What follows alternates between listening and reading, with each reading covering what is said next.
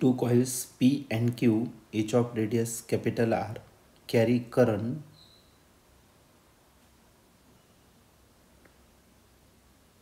तर R P आणि R Q या दोघांची रेडियस सेम दिलेली आहे आणि ते दिलेले आर इतकं.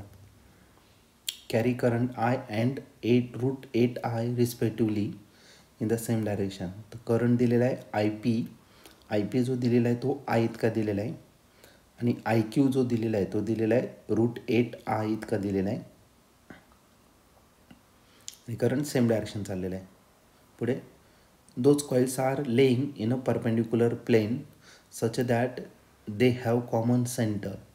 The magnitude of magnetic field at the common center of the two coil is 2024 ला आलेला होता μ0 आहे.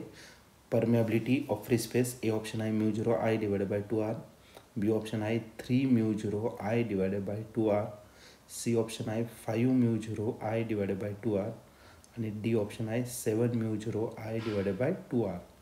तर या 4 ऑप्शनपैकी या क्वेश्चनचं करेक्ट आन्सर काय असलं पाहिजे तर आपण याला सॉल्व करूया आणि मग डिसाईड करूया. आता मॅग्नेटिक फील्ड पी आणि क्यूचं दिलेलं आहे आणि त्यांचे ॲक्सिस एकमेकांना कसे आहे परपेंडिक्युलर. मग आपल्याला टोटल मॅग्नेटिक फील्ड फाईंड करायचं आहे. मग आपण एकेका कॉइलसाठी घेऊन टाकू. ठीक आहे. मग आता या ठिकाणी मी राईट करतो magnetic field due to magnetic field कॉइलच्या सेंटरला घ्यायचं. ठीक आहे. Magnetic field at the centre of current carrying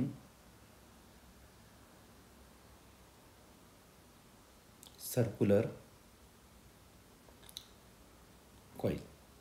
magnetic field काय फाईंड करायचं सर्क्युलर कॉइलच्या. त्याचा फॉर्म्युला किती आहे B = μ0I divided by 2R. आधी फॉर्म्युला राईट करून घेऊ आणि मग दोघांसाठी घेऊन टाकू. B = μ0I divided by 2R. R का असणं त्याची रेडियस असेल. ठीक आहे. मग पहिला जो आहे तो पी पॉईंटसाठी घ्यायचा आहे. मग फॉर पी कॉईल घेऊ आपण कॉईल पी. त्याला बी सफिक्स पी घेणार आणि तो त्याला μ0आयच्या जागी आय पी घेणार डिवायडेड बाय 2R जागी आर पी घेणार. ओके. आता याच्यात व्हॅल्यू टाकून देऊ. μ0 तसाच आयच्या जागी आर टाकणार आय पीच्या जागी आय टाकणार. ठीक आहे. टाकून द्यायचं. मग तो आला μ0 आय पीच्या जागी आय टाकला डिवायडेड बाय 2R क्यूच्या जागी आर टाकला. हे झालं तुमचं बी पी. याला इक्वेशन 1 कन्सिडर करू. आता सिमिलरली कोणासाठी घ्या क्यू कॉईलसाठी घेऊन टाका.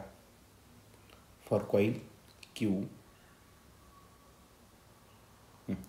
मग त्याला जर घेतलं तर तो बी क्यू घेणार. तो भेटेल μ0IQ डिवायडेड बाय 2RQ.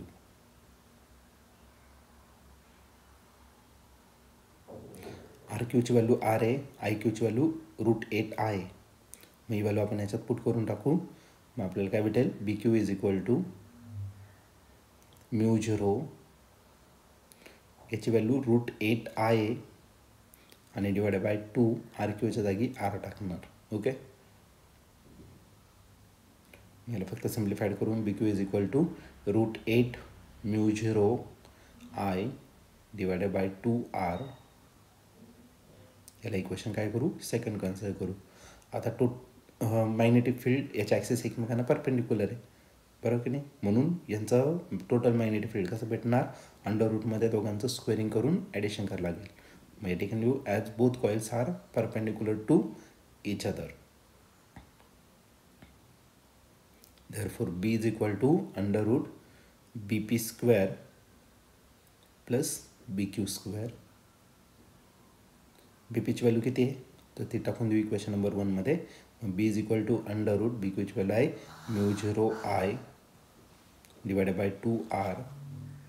त्याचा काय करायचा स्क्वेअर प्लस BQ किती दिलेला आहे √8 μ0I डिवायडेड बाय 2R त्याचा स्क्वेअर. मग आपल्याला बी भेटून जाईल. हे कुठून आलं फ्रॉम इक्वेशन 1 and 2 आपण लिहू शकतो. From equation 1 and 2. B is equal to √μ0I divided by 2R me common घेतला त्याचा स्क्वेअर. ओके.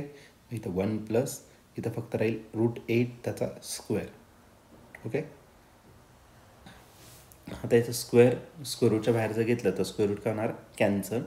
म्हणून आपल्याला बी जो भेटेल तो बी भेटेल μ0I divided by 2R. Under रूटमध्ये भेटेल 1. √8चा स्क्वेअर किती, 8 होईल आणि 1 + 8 किती झाला मग 9 झाला. ठीक आहे, मग μ0I डिवायडेड बाय 2R. रूटमध्ये किती झालं 9 आणि 9 कशाचं स्क्वेअर रूट आहे 3चं. म्हणून बी जो भेटेल तो किती भेटेल 3 μ0I डिवायडेड बाय 2R. हे झालं मॅग्नेटिक फील्ड आणि हेच आपल्या क्वेश्चनचं करेक्ट आन्सर असेल. ठीक आहे, म्हणून टोटल जी मॅग्नेटिक फील्ड असेल ती किती भेटेल 3 μ0I डिवायडेड बाय 2R.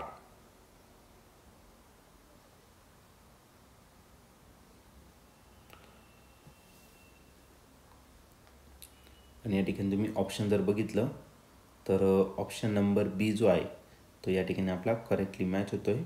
म्हणून या क्वेश्चनचा करेक्ट आन्सर ऑप्शन बी असेल. ऑप्शन बी म्हणजेच 3 μ0I डिवायडेड बाय 2R हे त्याचं फायनल आन्सर असेल, ऑप्शन बी.